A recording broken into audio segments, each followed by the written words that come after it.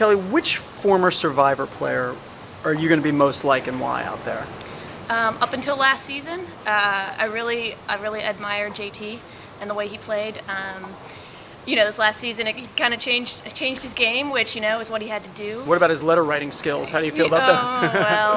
Well, he's a beef farmer. I don't think he made the best decisions this last season, but, it was definitely a more difficult game, so he had to kind of change his strategy a little bit, which I understand. Kelly, you lost your leg when you were 6 months old. I want to know how you think that's going to affect you in the game, and I don't necessarily mean, I know that you're an accomplished triathlete, so I don't necessarily mean in the physical part of the game, but in terms of how people are going to react to that, how that's going to change people's perception of you.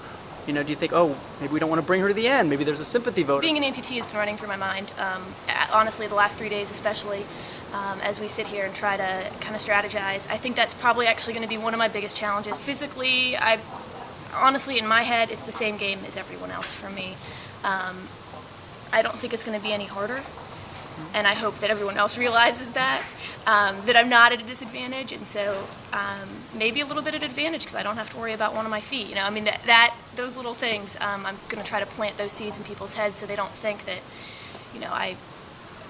I had it harder, so it's going to be harder to get to the finish line, so if I make it the final 3, then people will vote for me. When Kelly came in, it wasn't that she had a limb, it was that she's so charismatic, and her life surrounding that is so otherwise normal.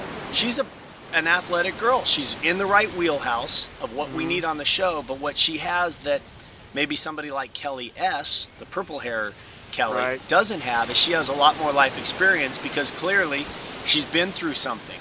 When anybody's lost a leg, whether due to an accident or due to illness, they've had to confront adversity and get past it. And I hope Kelly lasts a long time, because that's somebody I would want in my foxhole with me. Tell me the most embarrassing thing that's ever happened to you. I was at a bar, and my boyfriend took my leg off and put it on his bar stool, and started drinking a glass of beer out of it. What?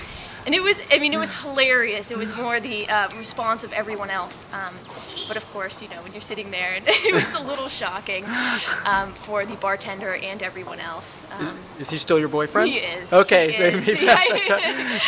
Once I recovered, I laughed about it. It's easy to look back and think those things are funny, but at the time it was pretty humiliating.